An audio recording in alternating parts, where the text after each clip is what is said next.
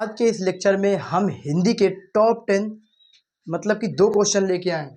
जो 2 question UPSI में लगातार ये परेशान कर रहे हैं, यूपी दरोगा को लगातार परेशान कर रहे हैं। तो इस क्वेश्चन की मरम्मत करने वाले हैं। क्या है कि हम कहते हैं मानक भाषा की, भाई साहब हर एग्जाम में पूछा जा रहा है, हल्के में क्वेश्चन न लें, और हल्के में अगर लोगे क्वेश्चन तो हल्के में बन भी जाओगे। ठीक है, मैं कहूँ कि मानक भाषा की दृष्टि से अशुद्ध शब्द पहचाने। यहाँ पर जब भी एग्जाम, किसी भी एग्जाम को आप लोग दें तो एग्जाम को बेसिकली उस क्वेश्चन को डिफाइन करना है। यहाँ पर शुद्ध पूछा गया है या अशुद्ध। कभी कभी ऐसा मुझसे भी यही गलती हुई है, 1-2 बार गलती हुई है कि मैं कभी कभी यहाँ पर अशुद्ध को शुद्ध पढ़ता हूँ। लेकिन गौर करिए, जब इंसान कोई गलती करता है तो उस गलती के बाद ही समझने का नाम लेता है ना।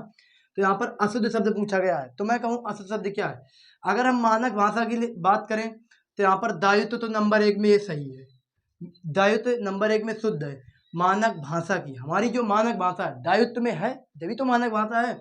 यहाँ पर हिंदी, अब भाई साहब प्रैक्टिकली करिए कि हिंदी तो हमारी एक लौती इतनी प्यारी भाषा है, कैसे भूल सकते हैं। जब हमारा दायित्व है मानक भाषा का, जब हमारी भाषा है हिंदी, तो फिर किस चीज़ की गलती।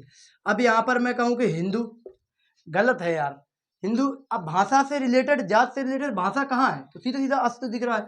अब मैं कहूँ स्थाई एक शब्द है, तो ये दोनों शब्द क्या है, गलत है। मैं, अब मुझसे गलती हो गई, यहाँ पर एक विकल्प रखना चाहिए था, लेकिन यहाँ पर दोनों ये कट मार दो। यहाँ पर ये बी और सी दोनों ही गलत है। मैं कहूँ कि जयशंकर प्रसाद की पहली कहानी कौन सी है। पहली कहानी जयशंकर प्रसाद की रचनाएं तो बहुत है, ममता है, जन्मेजय का नाट्य है, उर्वशी है, तमाम है यार। ठीक है, अब यहाँ पर मैं कहूँ कि पुरस्कार क्या जयशंकर की नहीं है, ममता जयशंकर की नहीं है, तो लेकिन हमको कौन सी बतानी है, जयशंकर की पहली क्या बतानी है कहानी।